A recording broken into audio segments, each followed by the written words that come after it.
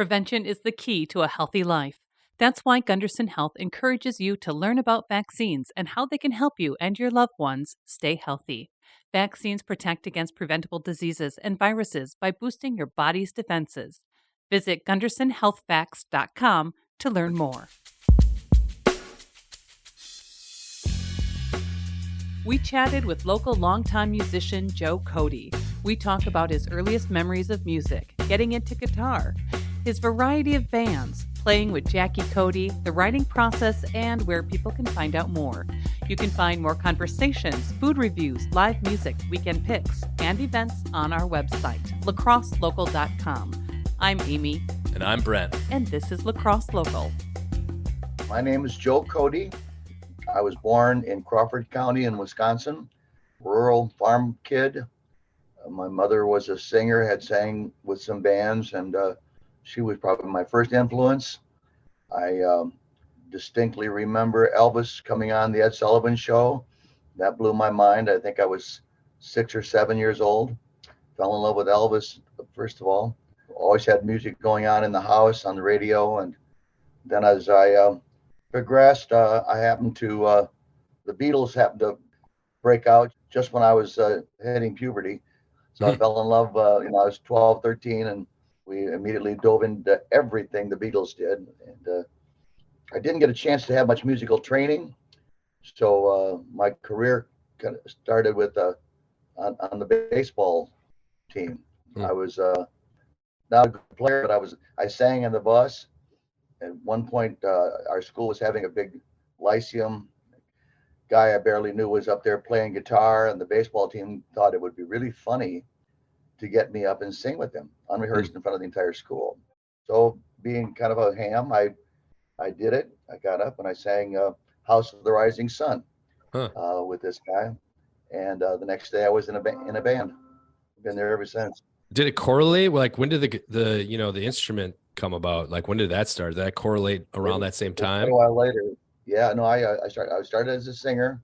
I had a guitar that I didn't have any lessons, and I could play Tom Dooley and some very primitive stuff, but I didn't feel like I got guitar, but I singing in bands, and after a while, I just decided, wait a second, if you guys can do it, I can do it too.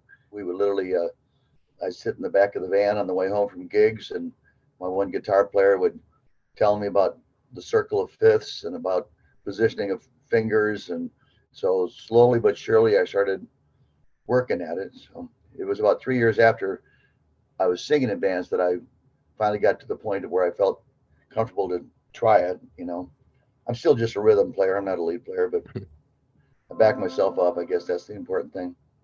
First song I ever sang in public with a guitar was John Lennon's Working Class Hero. I've seen your name before quite a bit. You played at our Christmas show we had over COVID that we broadcast. Really cool, by the way. Thank you. Thanks for inviting me to that. Yeah, it was great to see you. I think we had like 20 some different organizations and singers and stuff. And we tried to pay something, but yeah, that was a tough time. Yeah.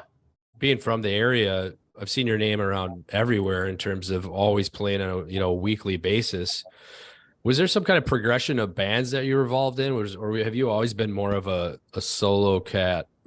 Yeah, no, I'm pretty new to the solo thing. I went through quite a bit of changes. I was fortunate to fall into a really good progressive band right out of in 1972. We had an opportunity to go to Nashville and at Stardate King Records and recorded an album, all original stuff and progressive stuff. I had a couple of songwriters in the band that were really strong, and I was a lyricist. But as fate would have it, on my way home from recording in Nashville, I took a detour, went to visit my brother-in-law who had become a Jesus freak.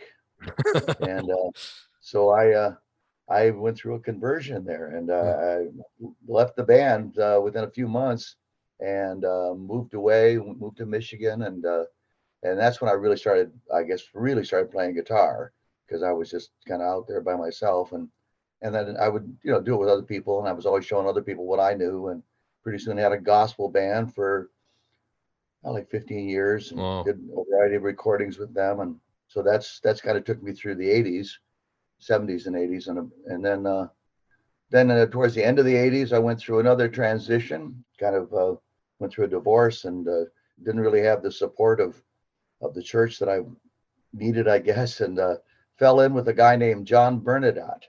Hmm. I don't know if you remember that name in your times around here, but Bernadotte and Briggs were a duo that were incredibly popular. They were one of these those groups that had 5 night a week gigs at Hmm. back in the 70s and 80s when all the restaurant or all the hotels had 5 nights a week music. Bernadotte was an incredible guitar player. He goes back to the Lindy Shannon days. He had a band called Johnny and the Shy Guys, and I fell in with him. It was amazing how we connected. So I started playing with him, and this was early 90s. We were doing live radio shows all over the area, La Crosse, Winona, and Black River Falls, and Viroqua, Spring Grove, and we started creating jingles together. And he really introduced me to the music scene in La Crosse. Hmm. But again, he could play guitar, play bass pedal with his foot. He could play piano all at the same time. Huh. And so he was a one-man band, and I was just his singer, basically, strumming on my guitar. So that experience, that really introduced me to the La Crosse area. Probably a bigger break than that was in the mid 90s. I started a band with three of my kids. Hmm. My son Shay is a piano player, my daughter Mariah and I are putting together a gig now. I'm looking forward to, and my son Caleb. We had ridiculous success just because I think the family nature. Within a year, we were opening up for national acts throughout the Midwest. It just took off like a rocket. Hmm. And I was also working in radio in those days. I was sales, besides being some on air stuff, I was doing sales. And so provided for some opportunities. And that was a full blown 6 piece band. Had some great musicians on guitar and drums that played with that band. But there again, I'm still just a rhythm player but singer, that's the primary thing. And with the family, the DNA thing, the harmonies Hmm. that come out of you can be off key together and it still sounds okay. That folded right at the end of the 90s. We just felt like it was more important to keep the family together than the band. We were traveling too much, and my kids were still in school, and it was just got to be too much. And so then I hooked up with Kathy Peterson and Les King, and we started a band called Sweet Cat and the Rat Pack. And Hmm. we were the house band at River Jacks, which was now Moxie's. It was Moxie's River Jacks. Now at that time it was River Jacks. And then Jan Arden Peterson and I, the manager of River Jacks, says, "Well, we're looking for something for Wednesday and Thursday nights. Do you know if anybody else can?" And I looked at Jan, and I only known Jan about a month. And I said, "Well, Jan and I do a duo." And of course, didn't do a duo. We'd never even played together. And so we started a duo that morphed into the Tequila Brothers. Oh, okay. And we basically had a 20-year run at various clubs around. Huck Finn's was our weekly thing, but we played a lot of places. Jan's an excellent singer and guitar player. So that takes me up to kind of the current time. With COVID, it kind of stopped everything.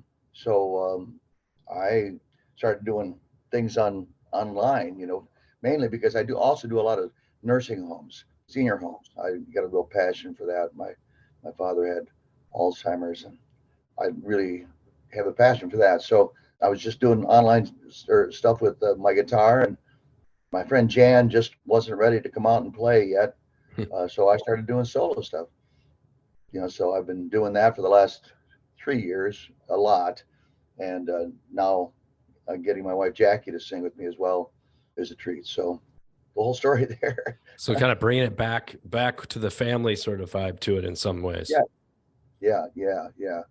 There's just a great bond that takes place when you play music with people, whoever they are. But when you can play music with your loved ones, there's just nothing like it. It's great.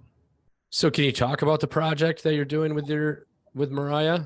Yeah, well, Mariah and I started singing together when she was 4. I don't know if you know who Mariah is, I do. Matt Monster's wife. Yeah, Yep. she's a gifted harmony singer from literally at 4 years old. We were performing, and that's what she prefers. She's always been kind of never really enjoyed the spotlight that much, but as a dad, I thrust her into it, and she was a big part of the Rolling Ground band that we had. And more recently, she's been singing with Dan and Mary Sobronic and their Crosby, Stills, Nash and Young show, which is a great show. But just as of late, we've been just talking about just doing something probably with Jackie, my wife, and Mariah and I, and doing some 3-part harmony. And there's a whole catalog of material that we've already done, and we're looking at newer things, obscure things that people aren't doing, but something we can really have fun with harmony wise. And that's definitely going to be a focus for this coming year as we get started. You've written originals along this entire time too, haven't Oh you? yeah. Yeah.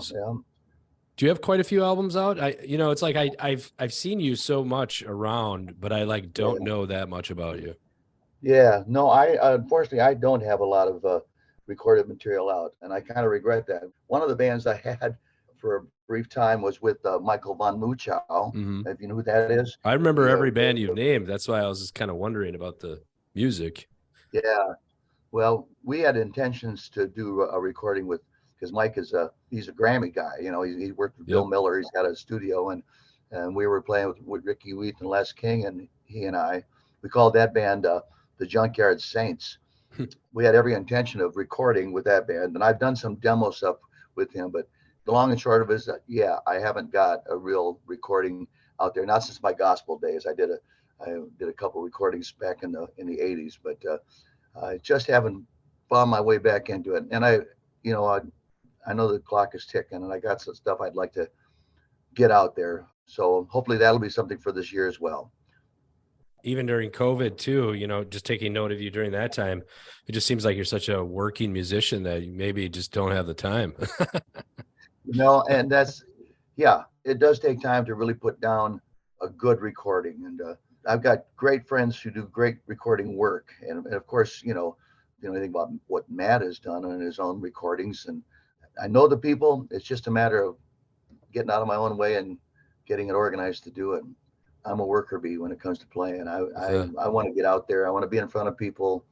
I'm always learning new material. I'm always writing stuff too. I've got tablets full of lyrics and little tunes here and there, but I'm not as proficient as Cheech. I love what Cheech has been doing, man. He just keeps churning it out, and I envy him. So, I follow you on Facebook. Is there any other place that people can, find out more, catch a show, or, find out what's happening coming down the line a little bit? What's the best avenue for that?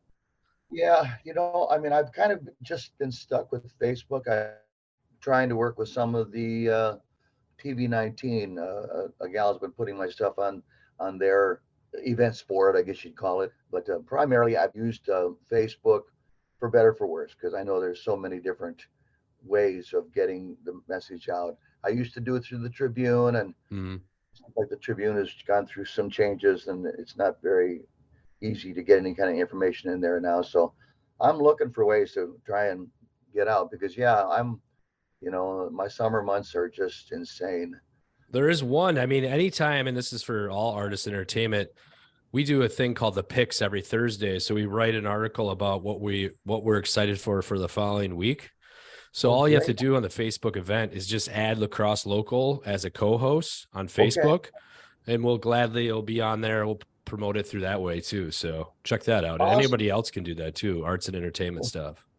Thank you for letting me know that. That's great. I will definitely take advantage of that.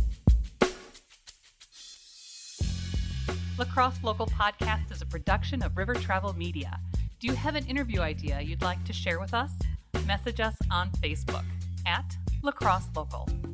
Find out more about us at lacrosselocal.com, and you can subscribe to the Lacrosse Local Podcast on your favorite podcast app. If you like us, rate us 5 stars. We appreciate it.